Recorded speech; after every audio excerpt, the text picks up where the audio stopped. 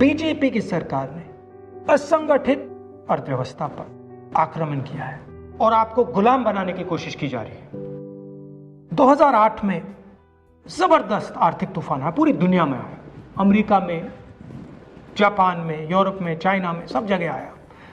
America के bank गिर गए, कंपनियां बंद हो गई, एक के बाद एक कंपनी की लाइन लग गई, बंद हो गई। यूरोप के बैंक गिरे, मगर हिंदुस्तान को कुछ नहीं हुआ। यूपीए की सरकार थी, प्रधानमंत्री जी के पास गया और मैंने उनसे पूछा, मनमोहन सिंह जी बताइए, पूरी दुनिया में आर्थिक नुकसान हुआ है, हिंदुस्तान को कोई असर नहीं हुआ, कारण क्या है?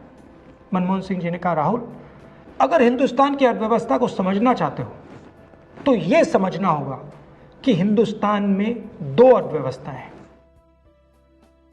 पहली असंगठित अर्थव्यवस्था और दूसरी संगठित अर्थव्यवस्था। संगठित अर्थव्यवस्था में बड़ी कंपनियां, नाम आप जानते हो।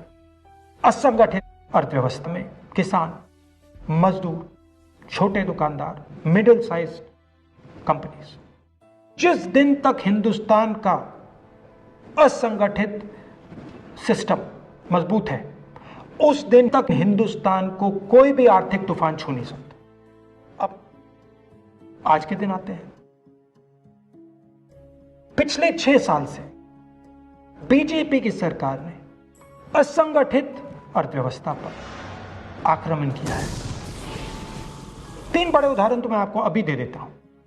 नोटबंदी, गलत जीएसटी और लॉकडाउन। आप यह मत सोचिए कि लॉकडाउन के पीछे सोच नहीं थी। यह मत सोचिए कि गलती से आखिरी मिनट पे लॉकडाउन कर दिया गया है। इन तीनों का लक्ष्य हमारे इनफॉर्मल सेक्टर को खत्म करने का है।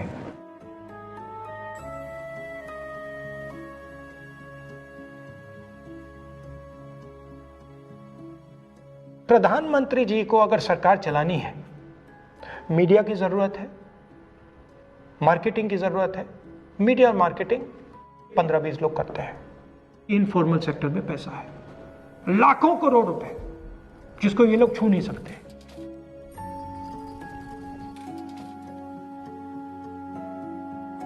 इसको ये लोग तोड़ना चाहते हैं, पैसा लेना चाहते हैं। इसका नतीजा आएगा। नतीजा यह होगा कि हिंदुस्तान रोजगार पैदा नहीं कर पाएगा। क्यों? क्योंकि इनफॉर्मल सेक्टर 90% से ज्यादा रोजगार देता है।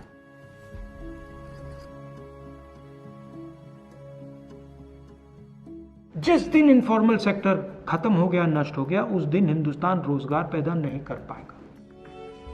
आप ही इस देश को चलाते हो, आप ही इस देश को आगे ले जाते हो, और आपके खिलाफ साजिश हो रही है। आपको ठगा जा रहा है और आपको गुलाम बनाने की कोशिश की जा रही है। हमें इस आक्रमण को पहचानना पड़ेगा और पूरे देश को मिलकर इसके खिलाफ लड़ना पड़ेगा।